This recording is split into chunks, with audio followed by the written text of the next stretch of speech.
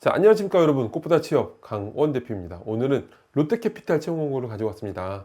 금융권을 노린 친구들이라면 메이저 은행만 넣으면 몇 개 없잖아요. 게다가 이제 필기시험 같은 압박도 있으니까 이런 캐피탈 같은 것들도 대기업 관련된 곳들에 꼭 넣으시면 좋을 것 같고, 오히려 저는 이제 저축은행이나 캐피탈 갔을 때 좋은 기회를 얻는 걸 많이 봤어요. 일반 은행은 이제 가면은 지점에서만 근무하는 확률이 매우 높기 때문에 초고스펙이 아닌 이상은 나중에 퇴직하고 나서 솔직히 은행원이 커리어가 쌓이는 직무는 아니거든요. 그래서 할 게 없는데, 저희 여기 학생 중에 한 명도 여기 옆에 저축은행 다니는데 PF 업무를 하고 있어요, 본사에서. 그래서 현대카드 커머셜에서도 헤드헌팅도 오고, 얼마 전에 어떤 건설사에서도 IR 부서에서 헤드헌팅도 오고, 이런 게 가능할 수도 있다, 내가 초고스펙이 아니어도. 그래서 장단점이 있다. 어쨌든 꼭 넣으시면 좋을 것 같고, 작년에 취업 진짜 힘들었거든요. 올해도 만만치 않을 것 같기 때문에 위에 영상 링크 보시면은 왜 어렵고 대응을 어떻게 해야 되는지를 여러분들이 명확하게 아실 거예요. 상담에 오시면 여러분들 스펙을 어느 정도 기억할 수 있는지, 또는 취업 전략, 방향성, 여러분들 자소서 상태 지금 진짜 형편없는 거, 그런 거 제가 다 알려드릴 테니까 제가 쓴 자소서만 봐도 와, 이게 자소서구나 하고 놀라실 거예요. 꼭 오시면 좋을 것 같고, 여러분들의 구독과 좋아요가 저한테 큰 힘이 되니까 구독, 좋아요 꼭 부탁드리겠습니다. 롯데캐피탈 어떤 회사일까요? 뭐 사실 특별할 게 있나요? 그냥 캐피탈 업계니까 이제 금융권은 특별할 게 많이 없다고 생각하는데, 95년에 설립됐고 할부금융, 리스금융, 가계자 대출, 기업자금 대출, 할인업, 팩토링 업무를 하는데, 근데 이제 사실 롯데는 계열사랑 연결된 게 되게 많겠죠. 리스트 하는 순간 롯데도 이제 어때요? 렌터 하는 계열사도 있죠. 그러니까 그룹과 연결된 활동들도 꽤 많이 할 거다라고 생각할 수가 있고요. 이번에 직무를 봤더니 금융영업, 기업금융, 신용분석, IT 개발 운영, 정보보호 있으니까 여러분들한테 맞는 직무를 넣으면 좋을 텐데, 아무래도 금융영업이 TO가 제일 많겠죠. 어쩔 수가 없다. TO가 제일 많으니까 꼭 가고 싶으신 분들은 TO가 많은 쪽에 넣는 게 맞다고 생각이 들고요. 자소서 항목은 800자 4개예요. 800자 4개인데, 일단은 자소서 항목을 봤더니 1번, 2번은 스토리 항목이죠. 3번은 전문성 항목이고 4번은 포부다라고 보시면 되는데, 스토리 항목과 전문성 항목이 여러분들이 넣는 자소서 경험 항목의 골격이에요. 자, 일단은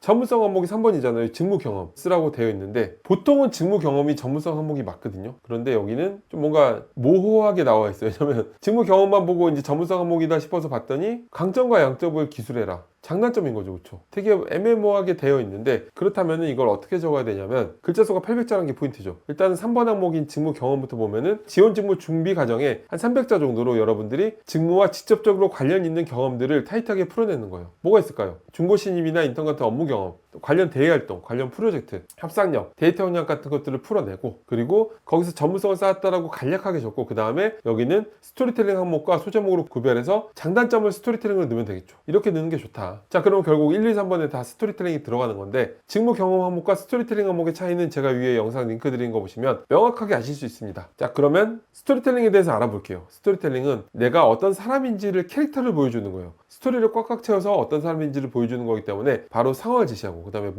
문제점이 명확해야 여러분들도 영화, 드라마, 웹툰 같은 거 볼 때 주인공이 어떤 문제에 빠졌을 때 그걸 해결하려는 과정을 보고 싶어 하는 거잖아요. 그래서 문제점을 흡입력 있게 적는 게 굉장히 중요하고, 그 다음에 절반 정도의 분량을 내가 문제를 해결하려고 어떻게 했는지를 풀어내는 게 좋습니다. 이건 정말 구체적으로 풀어내야 돼요. 막연하게 풀어내면 똑똑한 사람으로 보이지 않기 때문에 구체적으로 풀어내야 되고, 자, 그러면 하나하나 보도록 하면은 성장 과정은 이제 말씀드렸듯이 스토리텔링을 하면 되는데, 20대 이전에 소재도 되는 유일한 항목이거든요. 그러면 그렇다고 어릴 때 얘기를 쓰면 이게 쓸 때는 재밌다고 쓰는데 다 쓰고 나서 활용하기가 좀 유치해서 못해요. 그래서 적당한 범위로 조율을 하되 업무 얘기를 쓰는 건 아니에요. 최근에 어떤 기업도 제가 자소서 항목 봤더니 성장 과정 쓰라고 해놓고 옆에 업무 얘기 쓰지 마세요라고 돼 있어요. 업무 얘기를 쓰지 말고 여러분들이 도전하면서 성장했던 과정을 하나의 포인트로 맞춰서 쓰시면 좋을 것 같고요. 그 다음에 이번에 이제 열정을 가지고 했던 경험, 정말 열정을 표현하면 되는 거죠. 스토리텔링을 통해서. 저희 학생들 마스터 자소서 기준으로는 살면서 힘들었던 경험이 이제 열정을 표현하는, 발로 뛰는 열정, 아이디어 낸 것보다 뜨겁게, 이렇게 가시면 좋을 것 같고, 이제 3번 항목에 아까 말씀드렸듯이 300자 정도로 직무 전문성을 넣었으니까 500자로 장단점을 쓰면 되는데, 장단점 중에서는 장점을 포인트를 줘서 쓰는 게 맞죠. 길게 쓰는 게 맞아요. 그래서 장점을 소제목으로 적고, 장점이 뭔지 적고, 장점 관련된 스토리텔링, 상황 제시, 문제점, 해결하려고 어떻게 했는지 이렇게 풀어내면서 380자 정도, 그리고 나머지 120자 정도를 단점이 뭐고 개선하려고 어떻게 하고 있는지 이렇게 풀어내면 되겠죠. 자, 일단 내가 잘났다는 걸 입증을 해야 되거든요. 왜냐하면 이 스토리텔링이라는 게 경험이 입증의 문제예요. 내가 잘났다는 얘기를 입증해야 되겠죠. 그렇기 때문에 장점에 다음에 경험을 넣는 게 글을 읽는데 제일 좋습니다. 그리고 마지막 입사 포부인데, 입사 포부는 한 문장으로 딱 명확하게 두 가지로 넣는 게 좋죠. 포부를. 롯데캐피탈 안에서 이러한 영업 관리자가 되고 싶다, 이렇게 명확하게 딱 던져놓고, 그 다음에 직무 커리어 플랜, 입사 후에 이런